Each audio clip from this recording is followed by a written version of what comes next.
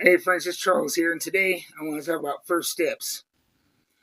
Some of us are dealing with issues that stem from birth or another health complication.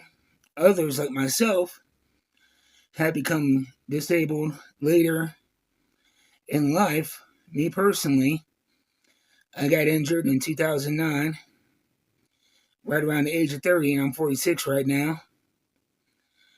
So, for me, not only did I have to learn how to navigate life as a disabled person, but I had to go back to step one of what I expected and hoped to achieve from life.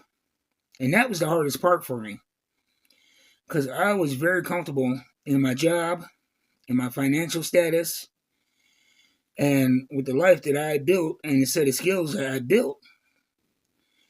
And I figured that those skills and that experience is all I would ever need in life. And so I had to literally go back to step one and figure out what the hell I was going to do. And for the most part of that beginning part, it was a lot of denial and a lot of not wanting to accept it and fighting it. But thank goodness I eventually got into therapy and I started with step one, which was redefining what I saw as success and life goals and recommitting to, bettering myself from where I was. And that first step was taking what was a hobby, music, and turning it into a means of socialization and income. I would work 2 to 3 weekends a month as paying allowed playing music locally. Now that dried up with the pandemic. I'm in a smaller town and it really hasn't bounced back yet. And quite honestly, a lot of bands I was working for, they just kind of either stripped down to solo or duo acts or just really didn't want to get back out there again because if you know anything about local music, it's a pain in the ass to book gigs because people always want to nickel and dime you, which is why I am a lifelong sideman and not a band leader. But that's not the topic. But I had all this free time, and what I've always wanted to do in high school, I used to lift weights a lot. I loved it. It was the thing that got me in my shell, and it gave me a lot of confidence.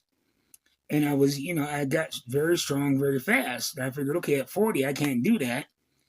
But I was like, well, I never thought I'd be a working musician in my 40s. So maybe I should give it a try.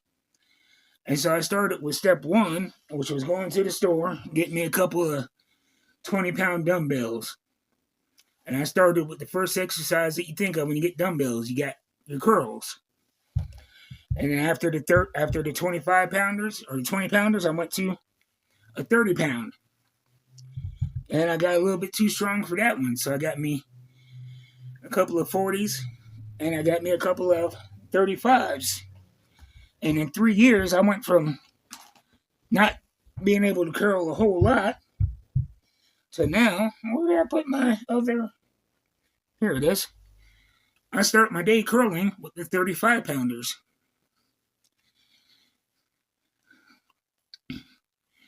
And not only regular curls, but I have curl variations like hammer curls, reverse curls, and a lot of other movements that I've added and learned along the way that all started with a basic curl with 20-pound dumbbells.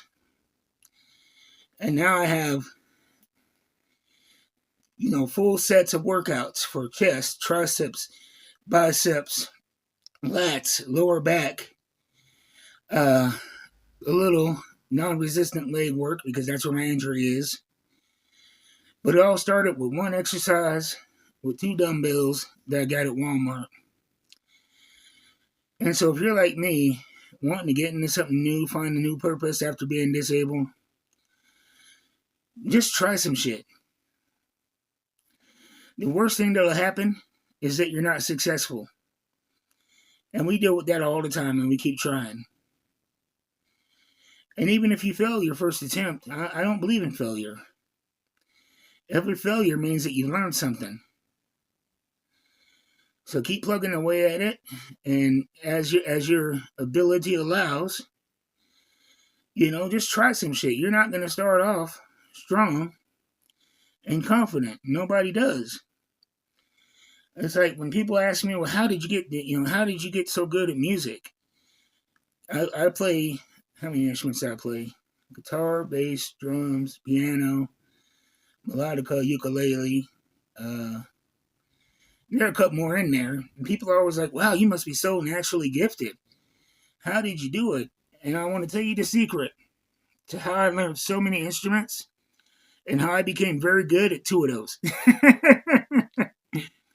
And that is a lot of boring repetition. There ain't no magic bullet. There ain't no magic technique. It's that simple. People who are good at shit, they just do it a lot.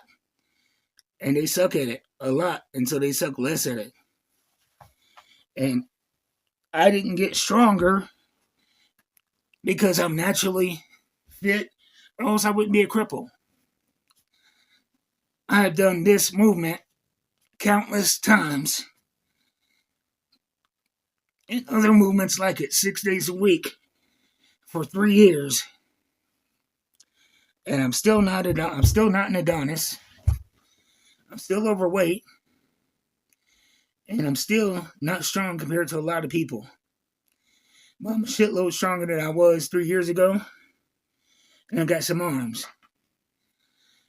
So yeah, just do some shit. Don't be afraid to fail. And yeah, keep plugging away. I'm out. I'm gonna finish this workout.